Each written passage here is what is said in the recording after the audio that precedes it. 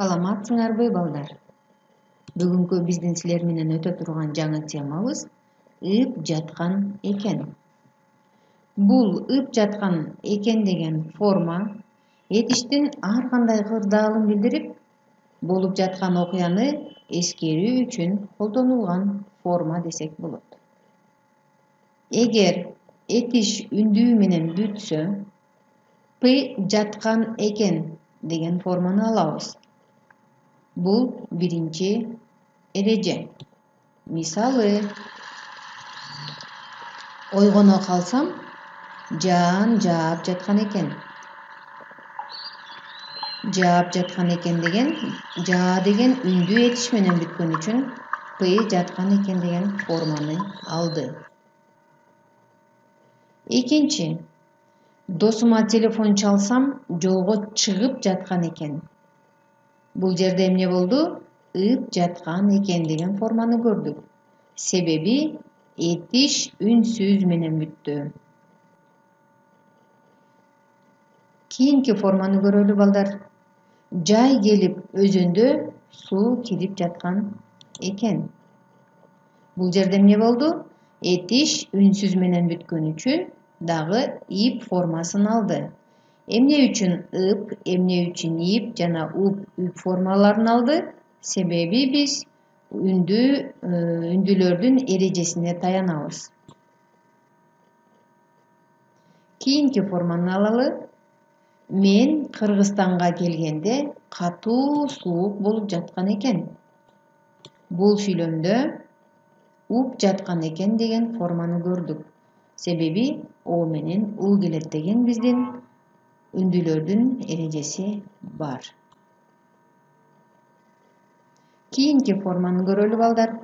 Эшикке чыксам, жаан төгүп жаткан экен. Эшикке чыксам, жаан төгүп жаткан экен деген форма биздин үндүлөрдүн эрежесинин 4-чү формасына мисал боло алат.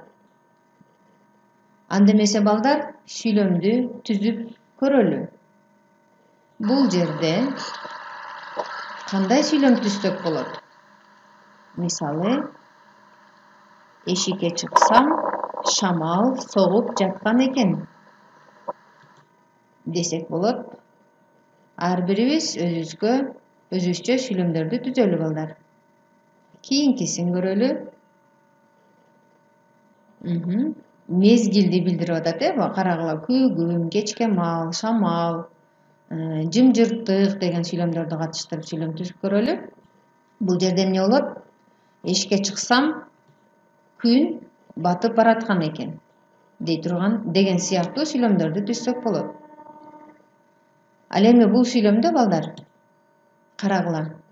Кеч күз, мезгил, убакытка байланышкан тема болгондуктан биз бул жерде табиятты алдык. Кандай сүйлөм түзсөк болот?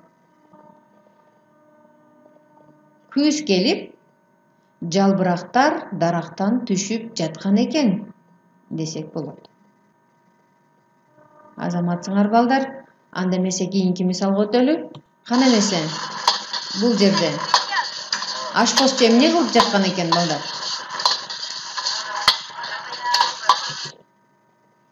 Же болбосо, үйгө барсам, байкем тамак бышырып жаткан экен деген сыяктуу сүйлөмдөрдү түзсөк болот.